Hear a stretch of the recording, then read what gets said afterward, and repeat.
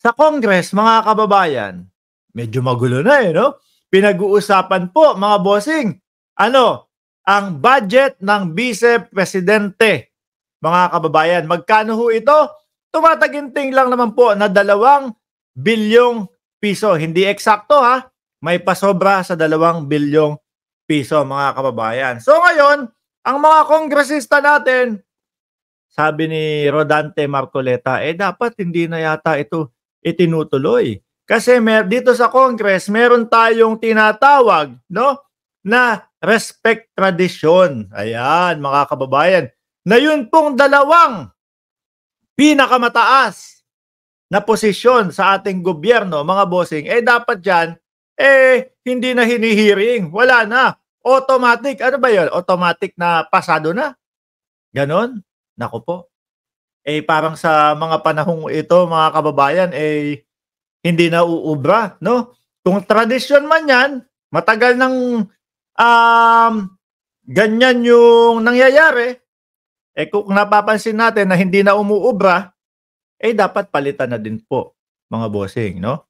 Dapat palitan na din po. So ngayon nga po, nagkaroon ng botohan. Nandiyan na si Shiro Kansaki, shout out sa iyo. Nagkaroon ng botohan.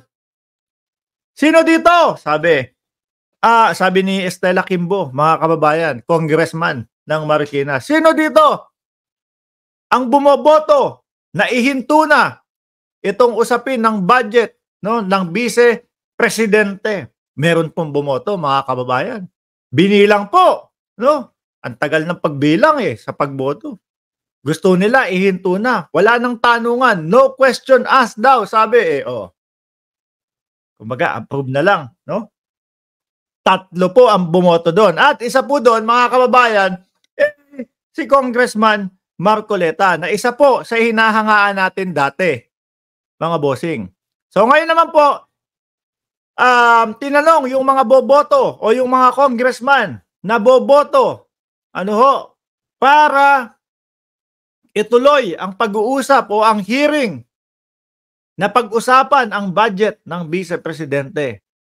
Ang bumoto po, mga kababayan, ay 45. So sa madaling salita po, 45 ng ating kongreso, mga kababayan, no, ng ating mga kongresista ay gusto pong malaman yung sagot ng ating Vice Presidente. Kaso nga po, mga kababayan, isa lang din po kasi ang nasagot ni Inday Sara Duterte. Isa lang ang isinagot, mga kababayan.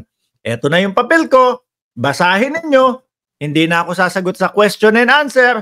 Kayo na ang bahala, no? Kung gusto nyo i-approve o hindi. So, ibig sabihin din nun, kayo na ang bahala. Kung 0 ang gusto nyo ibigay sa amin o hindi. Pero si Raul Manuel, mga kababayan, meron siyang ipinopropose na dapat po yun lang daw ang dapat na budget ng ating Vice Presidente. From 2 billion, bababa ng 128 million. Ang laki ho ng ang laki ho ng kaltas kung sakali na yun ang sundin, yung kay Raul Manuel ho, mga bossing. So ngayon, mga kababayan, bakit dapat bang ituloy? At bakit sinasabi ko dito na, kung traditional na yun, yung traditional na yun, kung hindi na gumagana masyado, bakit pa itutuloy? Diba? Kung bakit pa gagawin? Kayo po ba, mga kababayan, papayag po kayo? No? Nasundin yung sinasabi ni Marcoleta na traditional ang dapat sundin, no? For 18 years daw po na siya ay nasa Congress, dapat sinusunod yung tradisyon. Kayo po ba papayag, mga kababayan, kung yung 125 million, yung 125 million na nagasta po o na nagamit na, no, ng ating Vice Presidente do sa confidential fund, 73 million po doon, hindi po tinatanggap ng COA, no? Hindi aprobado ng COA na tamang paggamit. Kayo po ba, ang gagawin nyo, yung traditional lang, okay na yan. Miski wala ng paliwanagan. Okay lang po ba sa inyo yun? Siyempre, mga kababayan, sa panahon ito, kung yun dati wala ng tanungan, may mga ganyan tayong naririnig na mga issue, kailangan ngayon mas mabusisi po tayo. Kailangan ho ngayon, mas alamin muna, mismo ho natin kung saan dapat gagamitin, kung ano ang paggagamitan, etc. etc. Di ho ba, mga kababayan? Oh. Kaya, ewan ko, hindi lang siguro madepensahan ni Congressman Marcoleta, no? Yung listahan, naka-itemize nga daw po, sabi ni ni Coco Pimentel. Naka-itemize yan eh. Ano? Naka-itemize yan. Ang galing ng Vice Presidente, in-itemize nila. Kaso nga lang, madami yung doble-doble dyan. Oh, meron daw pong masasagasaan yung ahensya ng DSWD kasi yun na yung ginagawa nila, tapos humihingi pa ng pondo ang Office of the Vice President. So, kumbaga tama nga naman. Hayaan na natin, irekta na natin yun sa DSWD, yung pondo na yun. So, tatanggalin yun. Meron pa silang napansin ho, mga kababayan. Yung 100 million. Oh.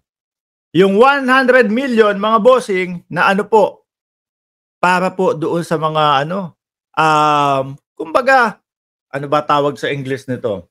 Parang yung mga advisor po, no? Ni BP Sara, mga kababayan.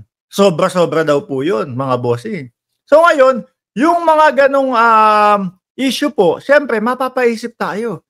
At ganon din po siguro ang iniisip ng Kongreso natin, mga kababayan. Ako, sa susunod na hihingi ng budget ang ating Vice Presidente, kailangan malaman natin kung paano ito. Kasi tayo yung tayo nag-a-approve, tayo yung umaalam kung saan dapat gagamitin.